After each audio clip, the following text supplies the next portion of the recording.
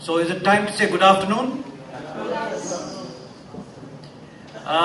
Before I start saying anything, I just wanted to find out, were any of you in this room present yesterday at the plenary session? Yes. All of you or some of you?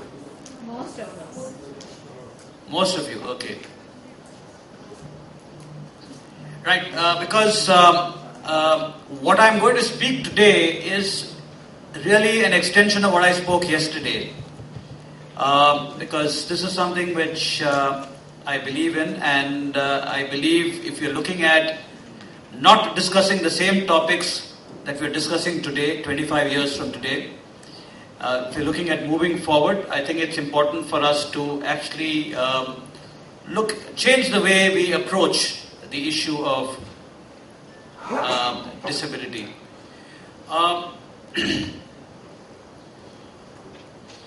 So what we'll do is, maybe I'll speak for about 15 minutes and then maybe get on to discussion mode, because life is not about just giving gyan, but it's about discussing and evolving from a platform and maybe a few new thoughts. Let me also tell you a little bit, take this opportunity since we have the time. I think it's important for you to tell you a little bit about what work we do, because as I was introduced, I come from an organization called SCORE Foundation.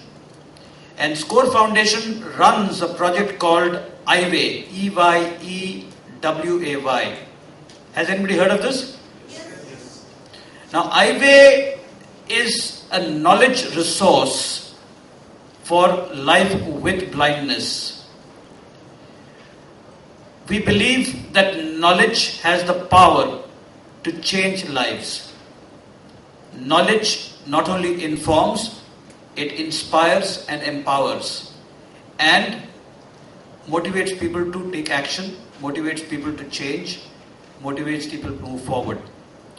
And what does EYEWAY comprise of? We have a website, www.eyeway.org. We produce a weekly radio program called EYEWAY Ye Hai Roshni Ka Karwan. Has anybody heard the program? No? Okay. Which language is it in? Hindi, okay. Which language? Yes, you guys are saying the truth now. Come, good. So this EYEWAY radio program is broadcast every week. We are taking a break this Wednesday. That's tomorrow. We relaunch again after a gap of 1 month. Then we have an SMS alert service called the EYEWAY SMS, which sends out messages every day. We send out job alerts, court rulings, government orders, new developments in technology, anything to do with life with blindness information, we send out SMSs. And today, as of now, we have close to 3,000 subscribers across the country. We also, thanks to the SMS alerts radio program and the website, we get a lot of calls, and we also run the EYEWAY help desk, which is 011-460-70380. So people call us up with challenges that they face. We give them information, we give them guidance, we connect them with people who can help them, and we motivate them. And till date, we get an average of 45 to 50 calls a week. In addition, we do awareness workshops, and we also conduct cricket tournaments for the blind in different parts of the country. We've just started doing that. We had our first tournament in December this year.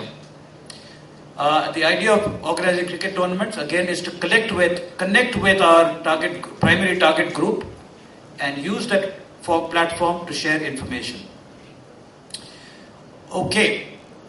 Now, our help desk actually generates a lot of calls. We get calls where people share their problems and challenges. We have a number of calls which actually pertains to discrimination.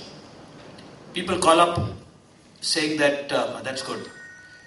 People call up saying that they're not being given a bank account. People call up saying that they have a problem in the place where they're working. So essentially, a lot of calls are to do with discrimination.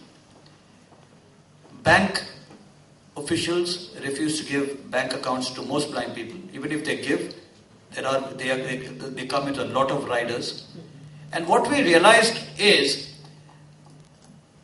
that the bank officials, though the Reserve Bank of India and the Indian Banking Association have very clearly said don't discriminate on the grounds of disability and blindness, most banks have taken it upon them to refuse and create trouble. And this is primarily because they do it. And as I said yesterday, let's start with the Planning Commission. I had the privilege of being part of the Planning Commission Steering Committee in the 11th plan as well as the 12th plan. And during the 11th plan discussions, I had the privilege of interacting and hearing Mr. Montek Singh Ahluwalia. And one of the statements that he made surprised me. He said that I never in my wildest imagination thought that I would be sitting one day and talking to disabled people. Clearly indicating that he never thought much of us. Now, the presentations that the ministry makes, as I said yesterday, is on the premise that they are catering to a group of people who need support, who need to be provided for. Now, in 1995, we all were involved, many of us were involved in the movement which actually resulted in the Persons with Disability Act. But over the last 16, 17 years, we all know to what extent the Act has been actually implemented. What would you say if you were to give the implementation process a score, say 1 to 10, where would you give it? Any ideas? What's your thought? Is it between 8 and 10 in terms of implementation? No. 5 to 7? No. 3. 3 to 5? No. 0 to 4? 0 to 3? Yeah. Or is it just 0? No, that's unfair, isn't it? Okay, now the fact of the case is, when you have a law, it's not only disability law, all kinds of law that we have, traffic laws, tax laws, whatever, implementation has not been the best. And when we actually talk about the law to people, most people do not really even know about it.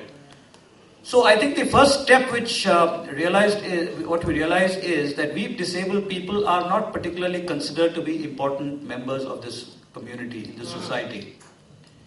And I think that is reflected in the way parents, most parents, I don't say all parents, most parents look at their children. If there is an able-bodied child and a disabled child, the tendency is that the able-bodied child will be invested in, provided for, while the the able-bodied child would be invested in and encouraged to go out, good education and so on, while the disabled child would be kind of protected and the idea would be to look after them. So, when my experience tells me that when you are provided for and when you are looked after, you don't really grow intellectually. You don't really grow in experience. You might grow in terms of physical size, since you're just eating and sleeping and not moving, not doing anything much after that. So it is critical. I mean, parents don't know it. Now we go to school, look at admissions for children.